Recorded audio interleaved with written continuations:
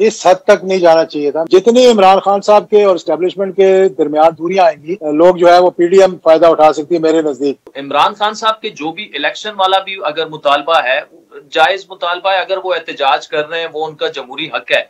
लेकिन साथ में जिस तरह उन्होंने एक सर्विंग जर्नल का नाम लेकर और कहा कि जी वो मुलविस हैं मुझ पर हमले में, उन पर मुकदमा कायम किया जाए। फिर उन्होंने एक दूसरी बात की कि शायद एक और जनरल साहब भी हैं।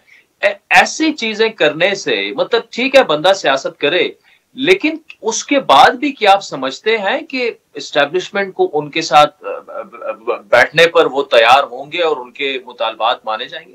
देखें, इस हद तक नहीं जाना चाहिए था। मैं ये समझता हूँ कि इस हद तक नहीं जाना चाहिए, लेकिन मेरी अपनी एक राय है, मेरी एक अपनी सोच है, मेरा एक अपना कुछ थोड़ा सा वो भी है कि कुछ लोग, देखिए इसमें बेनिफिशियरी कौन है खान साहब की इन बातों से? इन बेनिफिशियरी कौन है? अगर किसी ने गोली चलाई तो वो तो नहीं चलाएगा जिसपे पहले इल्जाम लग रहे थे, क्योंकि उनको पता भी था। अगर कोई वीडियो रिलीज हुई है तो भी उन पे इल्जाम लग रहे हैं, तो वो क्यों करेंगे ये सारे मामला अपने खुद? क्या उनको कोई शौक है अपने आप को बुरा भला खिलाने का? बेसिकली इसकी जो चीज होती है देखने की कि इसमें बेनिफिशियरी कौन है। जितनी इमरान खान साहब के और एस्टेब्लिशमेंट के दरमियान दूरियां आएंगी, उससे एक ही जो है लोग जो है वो पीडीएम फायदा उठा सकती है मेरे नजदीक।